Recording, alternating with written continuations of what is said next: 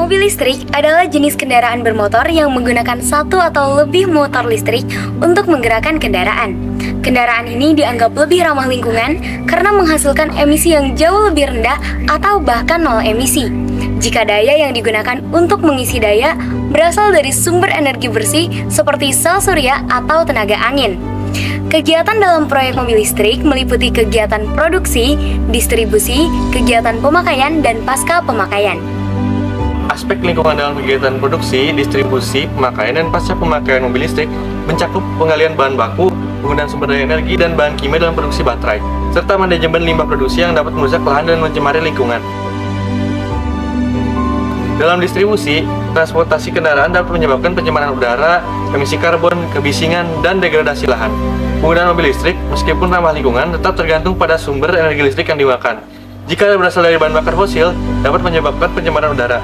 Setelah pemakaian, limbah baterai dan komponen mobil listrik dapat menimbulkan dampak lingkungan yang negatif. Cara mengelola dampak yang dihasilkan dapat dilakukan dengan menggunakan teknologi mesin yang mumpuni seperti kendaraan listrik fuel cell. Kendaraan ini dapat dilengkapi dengan mesin listrik yang menggunakan campuran hidrogen dan oksigen terkompresi yang diperoleh dari udara dan memiliki air sebagai limbah satu-satunya. Contoh kendaraan berupa Hyundai Nexo FCEV.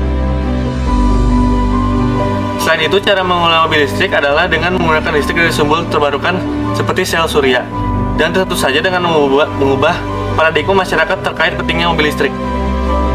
Perangkat manajemen terkait mobil listrik saling menaungi dan saling menguatkan satu sama lain.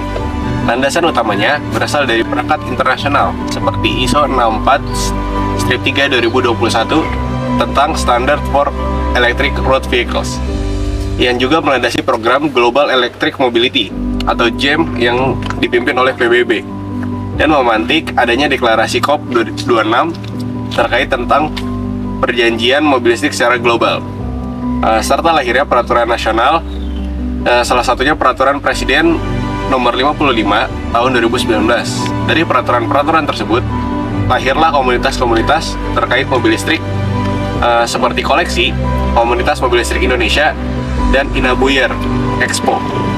Dalam proyek mobil listrik tentunya memerlukan peran berbagai pihak. Yang pertama, pemerintah yang berperan dalam pembuatan regulasi, subsidi, serta kemitraan dengan pihak swasta. Selanjutnya, pengusaha yang berperan dalam bentuk investasi dan pendanaan, inovasi produk dan teknologi, serta pemasaran dan penjualan. Peran masyarakat dalam mobil listrik bisa dalam bentuk kesadaran dan penggunaan mobil listrik.